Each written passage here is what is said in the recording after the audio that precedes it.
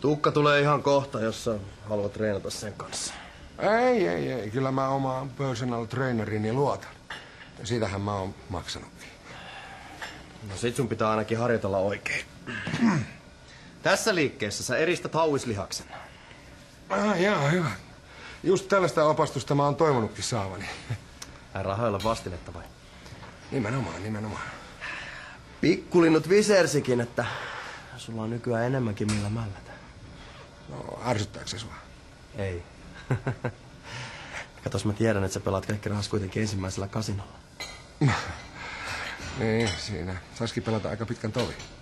Toisin kuin sinä, joka törsäsit koko omaisuutesi yhdessä hujauksessa. Eikö sulla mennyt se luksusasuntokin siinä pyramidihuijauksessa? Mua sentään huijattiin. Mä en huijannut itse. Ja mäkö mukaan huijasin? Kuolevalta naiselta koko sen omaisuuden. Aika ala-arvoista jopa sulta. Mä en tiennyt Elsan omaisuudesta yhtään mitään. Rahalla ei ollut osa-aika-arpaa meidän välisessä ystävyydessä. Ai säkö osaat olla hyvä ystävä? No ainakin sinun verrattuna. Hyvät ihmiset teillä naisia ja lapsia. Jätä mun menneisyys pois tästä. Tai mitä? Tai saat tuntea sen nauhissasi. Turha huota. Sähän hakkaat vaan avuttomia. Mä en oo lyönyt ketään. Taisit lyödä sitä Elsaakin, kun sä säkät jättämään sulle perinnön.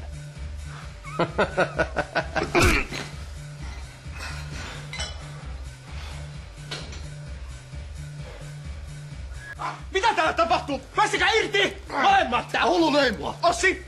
Me ulos! Heti! Me kuule opettelee vähän asiakaspalveluus. Ismo, rauhoitu!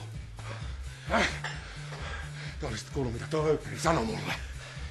No sano mitä sanot, ei oo silti mikään nyrkkeilysali. Sä et oo enää tervetullut tänne. Saanko mä nyt jonkun porttihielon vai? Meillä asiakkaiden ja henkilökunnan turvallisuus on ykkösasia. Ja mekö on joku uhka turvallisuudelle täällä, hä? Ossihan se alue. Hei! Mä joudun nyt pyytää sua poistua.